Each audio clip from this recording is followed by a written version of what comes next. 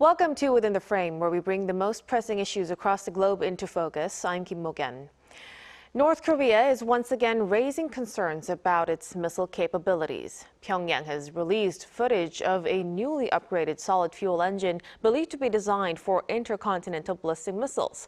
Analysts say the stronger propulsion could support missiles carrying multiple warheads, making them harder to intercept.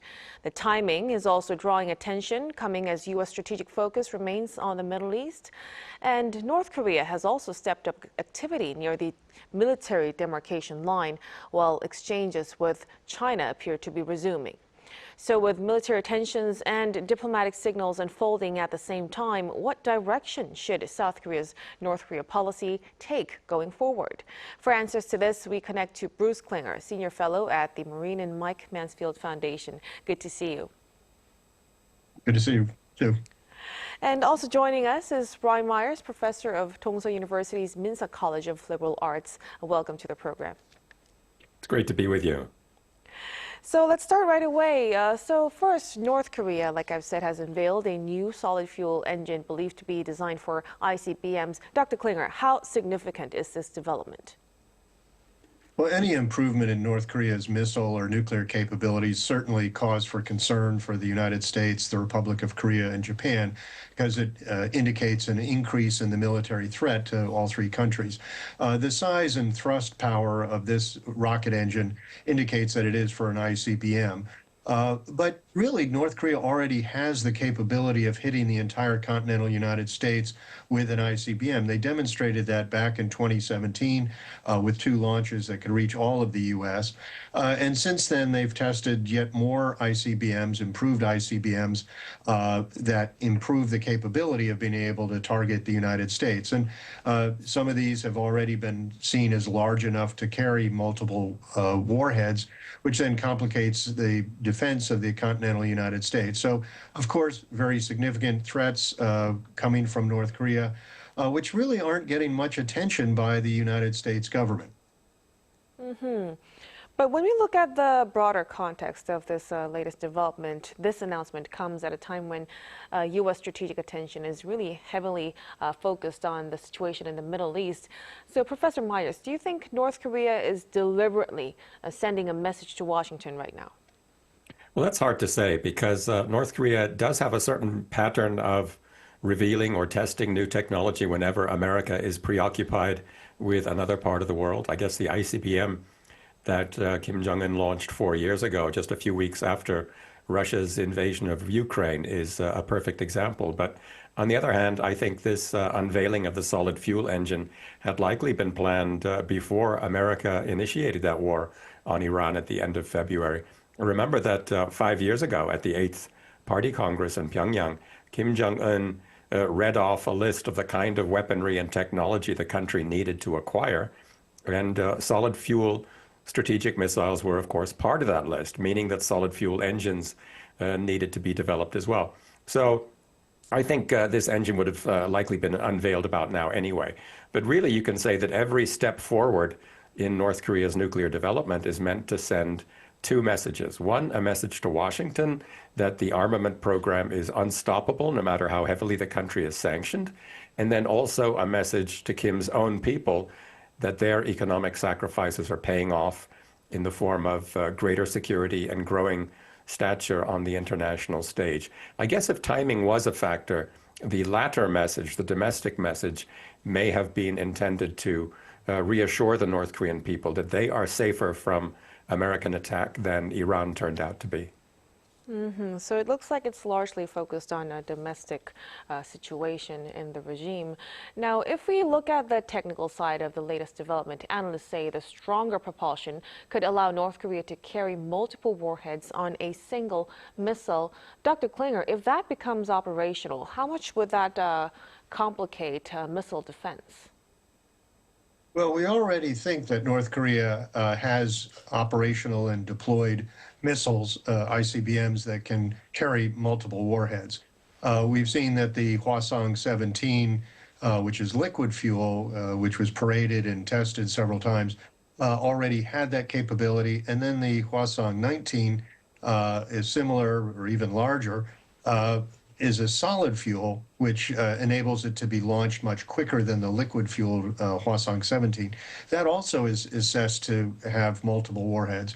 We don't know if that missile is operational yet.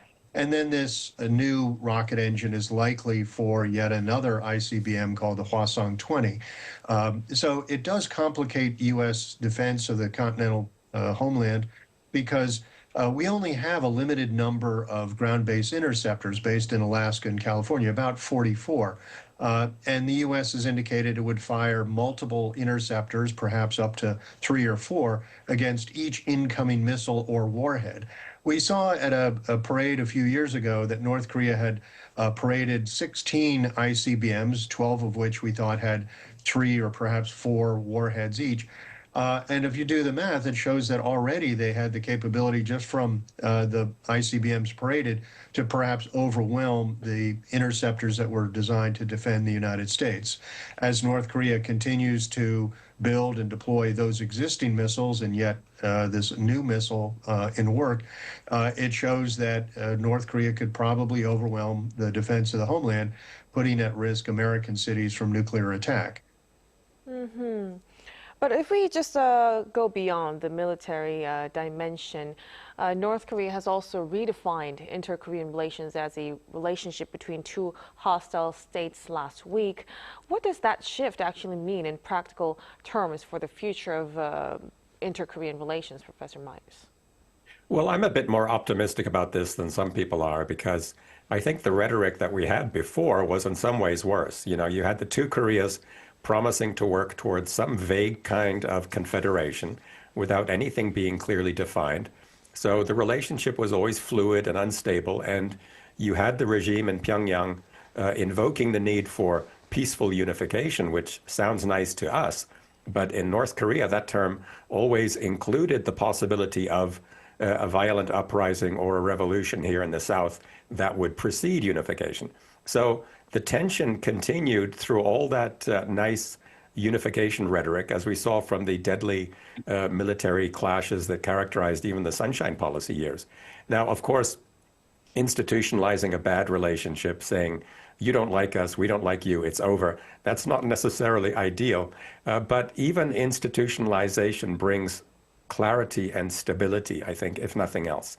What this is going to mean practically is the end of grandiose nationalist dreaming on both sides of the DMZ, and the end of big splashy summits like South Korea saw under 3 left-wing presidents. But, you know, I think it may well be a good thing if some realism finally sets in. But let me just express some caution here because we still don't know for sure what propaganda the North Koreans are getting on the ground.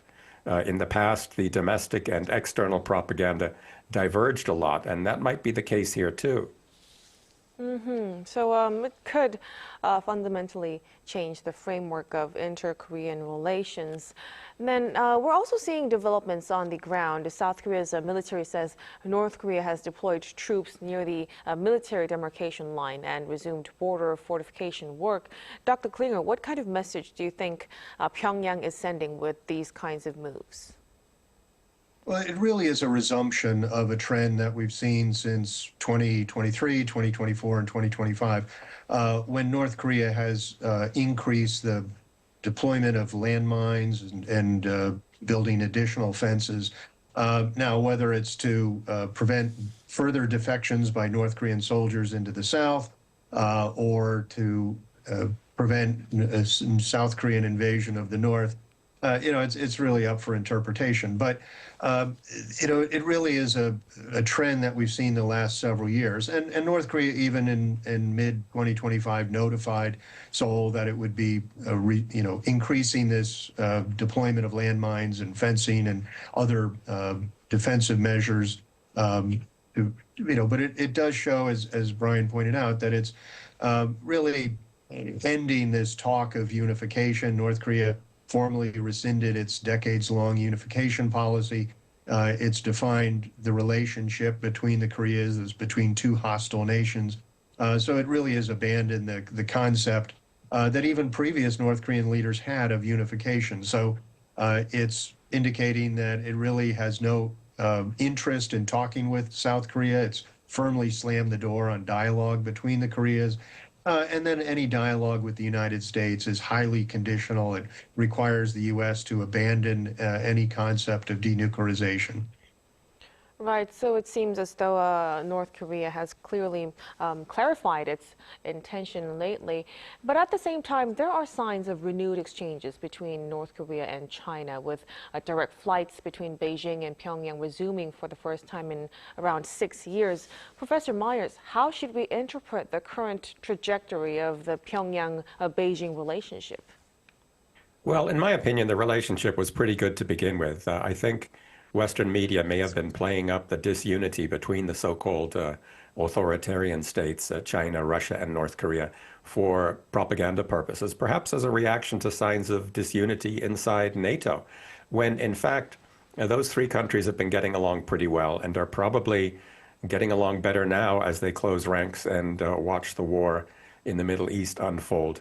In recent years, we've all seen Kim Jong-un and Putin repeatedly embracing each other, and we've heard a lot about the military partnership. But during all that time, China has remained the North's main trade partner by far. There was even a big increase in trade last year.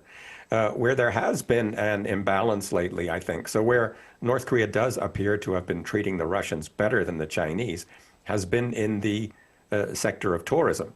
Kim Jong-un appeared more willing to welcome Russian tourists than Chinese ones.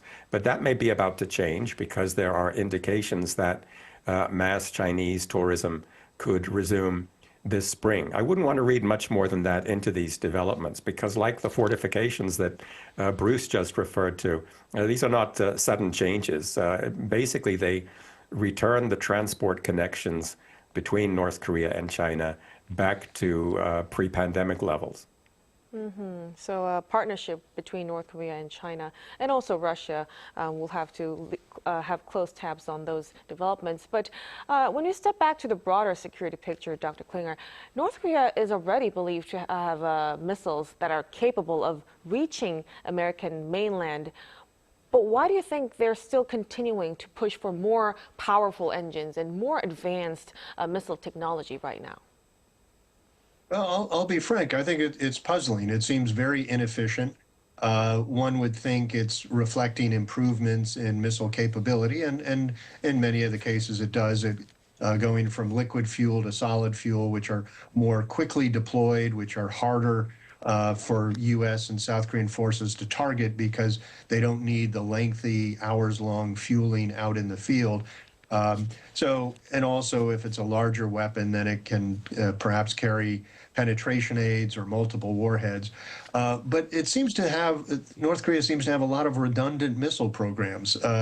Back when I worked on Soviet weapon development, there might be two competing design bureaus for ground force weapons or missiles, each producing its own system, and then the regime would decide which of those two models to deploy. North Korea has had a series of ICBMs that it has paraded, but then not deployed. And then now it has seemingly competing missiles. They have the Hwasong 15 and 17, which are liquid fuel. One is a single warhead, and the 17 is multiple warhead. Now we have the 18 and 19, which are a similar pairing of solid fuel missiles of single warhead and multiple warhead, and now yet another ICBM. So it seems to be perhaps a waste of resources rather than finding one or two missiles that would fulfill their requirements to attack the United States. So, and we see similarly with shorter and medium range and intermediate range missiles, an entire family of missiles that seem to be redundant capabilities. So perhaps they see them as providing different capabilities for different scenarios. But it would seem more efficient to find one or two systems and then more rapidly produce and deploy a more limited number of missiles. Also, for logistics, it's having to produce parts for a number of different weapon systems. Right, so we're still speculating, of course, but it seems North Korea is thinking about, strengthening its deterrence as well. Now, when we turn to Seoul's policy now, the South Korean government has decided to co-sponsor the UN Human Rights Council resolution on North Korea. Professor Myers, how significant do you think that this decision is diplomatically? I think it's pretty significant because, as you know, there were 3 years there under President Moon Jae-in when South Korea just stopped co-sponsoring. And that had the effect of annoying the Americans without really scoring any points in Pyongyang. Now, as you know, there was quite a lot of debate inside the ruling party this month and even inside the Lee administration as to whether co-sponsorship was the right move. And the unification minister made clear that he didn't think it was. And I'm sure the U.S. Embassy in Seoul was monitoring that discussion with some concern. But now President Lee has, I think, reassured the Trump administration that he is closer to the political center than President Moon was. And that could well have positive ramifications for the Korean-American relationship. On the other hand, the North Koreans cannot possibly be pleased. But here we come to one of the disadvantages for Kim Jong-un of his hostile states policy, because if you announce very loudly that the door is shut and it's going to stay shut, then, and you say you've put that in your constitution, you're basically removing the incentive for South Korea to avoid angering you. But generally, I think that co-sponsorship of the human rights resolution is going to have a mildly positive effect, at least on the Washington-Seoul relationship. What about Dr. Klinger having, seen, South Korea co-sponsor that and North Korea saying we're still hostile states? Do you think there's still room for dialogue between the two? It doesn't seem very realistic. But that said, over the decades, we've had many years of, non-dialogue between Pyongyang and Seoul or Pyongyang and Washington. That doesn't mean you give up. You keep trying to have dialogue. And the U.S. over the years has repeatedly said it's willing to meet anywhere, anytime, any place to not only talk about nuclear weapons or denuclearization, but really about any issue, including measures to reduce the potential for inadvertent clashes along the DMZ or inadvertent stumbling into war. But Pyongyang has repeatedly kept the door very closed. Since October 2019 meetings between the U.S. and North Korea in Stockholm, North Korea has rejected all attempts by the United States at dialogue, even to the point at the end of the Biden administration when U.S. diplomats slipped a letter from the United States under the door of the North Korean mission to the United Nations, and then watched the letter being kicked back into the hall.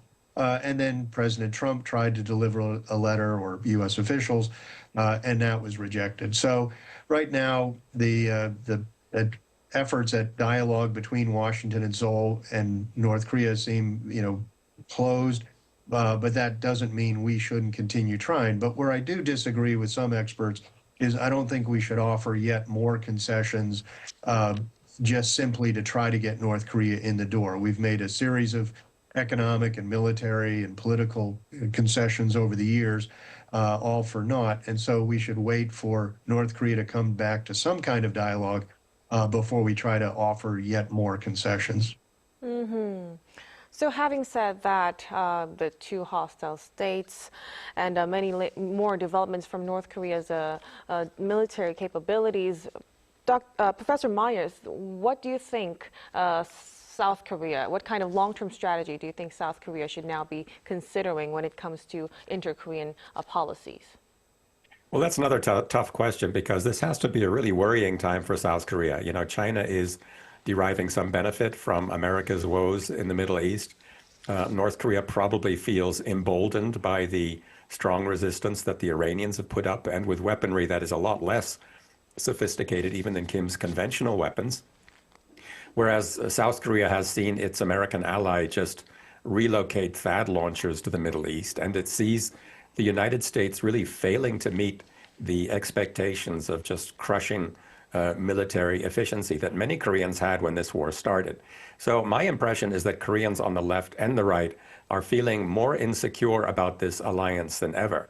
Now, in the past, South Korean insecurity used to encourage inter-Korean contact. You just think of the Red Cross talks under President Park Chung-hee. But the North is just not interested right now. So I think the Lee administration has little choice but to continue on the path it's on now. So as Dr. Klingner just said, you've got to keep trying. You have to keep up with the realistic, pragmatic pursuit of coexistence while sending out routine feelers to see if North Korea responds. And longer term, I would agree with President Lee Jae-myung that it's time for South Korea to look towards developing a more autonomous or self-reliant military and towards expediting the process of getting wartime operational control. A very strong point to conclude our discussion tonight. Thank you so much for your insights, Professor Myers. Thank you. And we also appreciate your time, Dr. Klinger. Thank you for having me. And that'll be all from us on Within the Frame tonight. Be sure to tune in again next time as we continue to explore the stories that matter. Till then, stay informed and engaged.